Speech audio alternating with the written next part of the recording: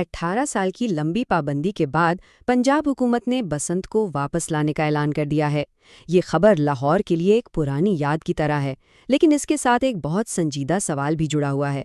क्या शहर एक बार फिर आसमान पर रंग बिखेरने के लिए तैयार है, या फिर ये फैसला एक नए बहरान को दावत दे रहा है? इस ऐलान को दो अलग अलग नज़रों से देखा जा रहा है। एक तरफ तो ये सकाफत की बहाली और अवाम के लिए खुशी का एक बड़ा मौका है, लेकिन दूसरी तरफ कुछ लोगों का ख्याल है कि ये हुकूमत की एक चाल हो सकती है जिसका मकसद अवाम की तवज्जो महंगाई और दूसरे बड़े मसाइल से हटाकर एक त्यौहार में लगाना है।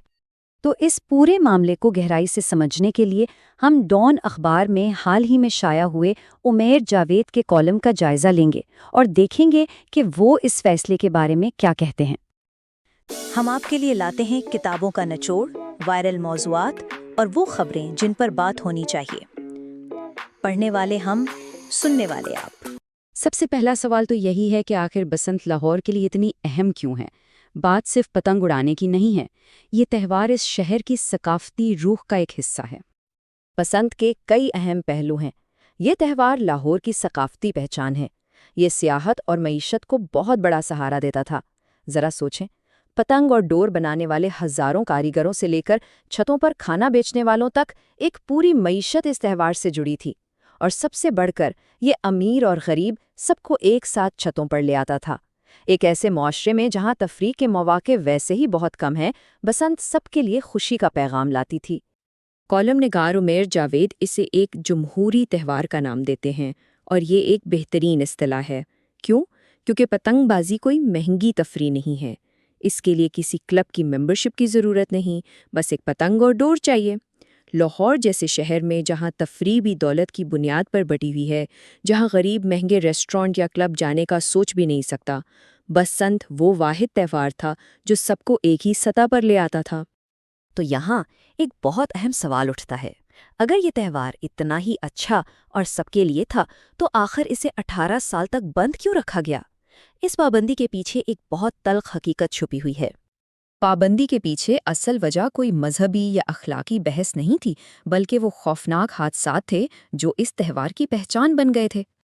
बसंत पर पाबंदी को लेकर दो तरह की बातें की जाती थीं। एक तबका इसे मजहबी रंग देकर हिंदू त्यौहार कहता था, जबकि हकीकत ये है कि ये लोहड़ी और बैसाखी की तरह एक मौसमी और इलाकाई त्यौहार है। लेकिन पाबंदी की असल और सबसे बड़ी वजह इससे जुड़े जानलेवा हादसात और अवामी हिफाजत को यकीनी बनाने में इंतज़ामिया की मुकम्मल नाकामी थी। ये टाइमलाइन हमें दिखाती है कि सूरत हाल कितनी संगीन हो गई थी। 2000 की दहाई के शुरू में जब हर साल दर्जनों अमवात होने लगी तो पाबंदी का सिलसिला शुरू हुआ।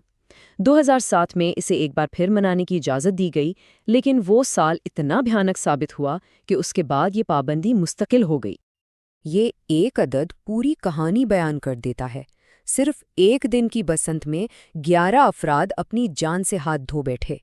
ये तादाद इस बात की गवाही है कि ये त्यौहार कितना खतरनाक हो चुका था और रियासत के लिए इसे कंट्रोल करना क्यों ज़रूरी था। ये अमवात होती कैसे थी? सबसे बड़ी वजह थी केमिकल और शीशे से बनी तेज़ धार डोर, जो इतनी खतरनाक थी कि इंसानों की गर्दनें तक काट देती थी। इसके अलावा छतों से गिरने, बिजली की तारों से करंट लगने और सबसे ज़्यादा मोटरसाइकिल सवारों के गले पर डोर फेरने के वाक़यात होते थे।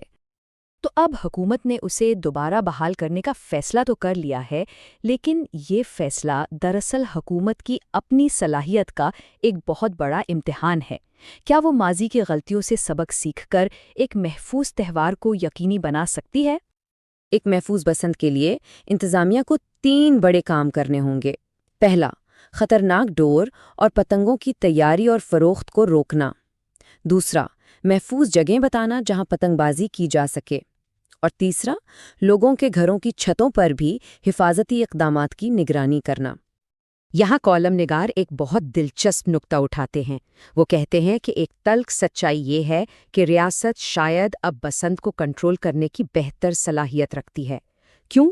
क्योंकि पिछले कुछ सालों में सिक्योरिटी के नाम पर जो वसी सीसीटीवी नेटवर्क और निगरानी का निज़ाम बनाया गया है, वही अब इस त्यौहार को महफूज बनाने के काम आ सकता है।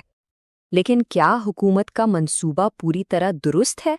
मुसन्निफ नए कानून की एक शिक पर शदीद तनकीद करते हैं, जिस पर तशवीश का इजहार बहुत ज़रूरी है। نئے قانون میں ایک شک یہ ہے کہ انتظامیہ بسنت کے دنوں میں شہر کے کچھ حصوں میں موٹر سائیکل چلانے پر پابندی لگا سکتی ہے۔ بظاہر تو یہ ایک حفاظتی اقدام لگتا ہے، لیکن مصنف اس سے بالکل اتفاق نہیں کرتے۔ عمیر جاوید کا یہ جملہ اس نقطے کو بہترین طریقے سے واضح کرتا ہے۔ وہ کہتے ہیں مسئلہ موٹر سائیکل سوار نہیں ہے، اصل مسئلہ ڈور ہے۔ ان کا موقف ہے کہ موٹر سائیکل پر پابندی لگانا ایسا ہی ہے جیسے آپ مجرم کو چھوڑ کر مظلوم کو سزا دے رہے ہیں۔ اصل نقطہ یہ ہے کہ حکومت کو اپنی ساری توانائی خطرناک ڈور کی تیاری اور فروخت روکنے پر لگانی چاہیے، نہ کہ عام شہریوں کی آمد و رفت پر پابندی لگانے پر۔ مسئلے کی جڑ کو پکڑنا ہوگا، نہ کہ اس کے شکار کو۔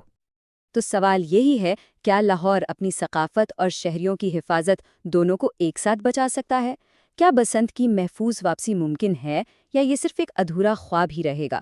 اس کا جواب حکومت کی نیت اور اس کی صلاحیت پر منحصر ہے۔ آج کے لیے اتنا ہی، ملتے ہیں نیکسٹ ایپیسوڈ میں۔